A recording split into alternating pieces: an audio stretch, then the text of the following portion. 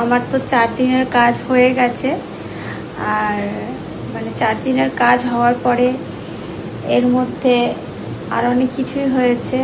মানে আমার তোজো আমার বাবা মারা যাওয়ার আগের দিন রাত থেকে ওর খুব জ্বর, 103 ছাড়িয়ে, মানে জাস্ট থার্মোমিটারটা ছোঁয়াচ্ছিলাম, তার মধ্যেই ওর মানে জ্বর 103 উঠে যাচ্ছিল। পুরোপুরি কিন্তু রাখলে হয়তো 104-এর কাছাকাছি জ্বর হয়ে যেত। তো ও ছোটো মানুষও না, থার্মোমিটারও রাখতে চায় না। যাই হোক, তারপর হলো গিয়ে যেদিন 3 দিন পরে মানে 4 দিন রাত্রেবেলা,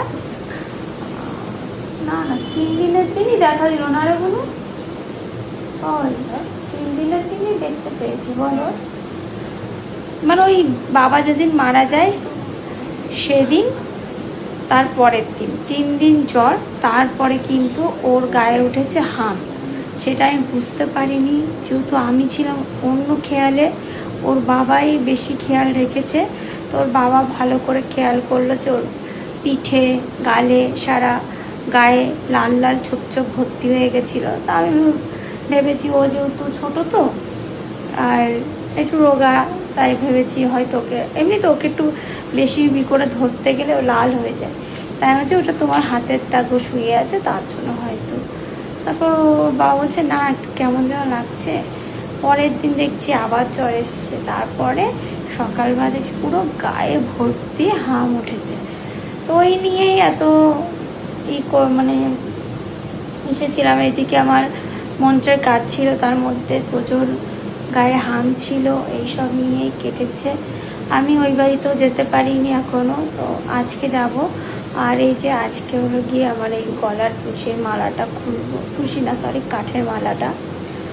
আর যেহেতু কালকে বৃহস্পতিবার ছিল তাই খুলতে পারিনি, আজকে খুলে দেব। আর ওরা ঘুমোচ্ছে, ওরা ঘুম থেকে উঠলেই যাব হলো ওই বাড়িতে। ওই বাড়ি দিদি এসেছে কালকে, দিদিরও 4 দিনের মন্ত্রের কাজ, সব ঘাট কাজ সব কিছু কমপ্লিট করে দিদি কালকে এসছে। তো আজকে আমি যাব।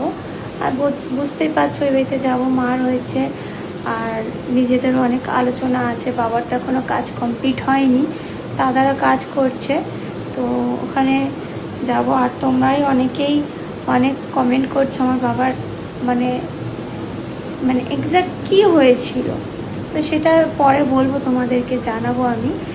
তো চলো ওরা উঠুক, বা ওরা জানি না উঠবে কি না, আমি ভাবছি তুলে নিয়ে চলে যাব।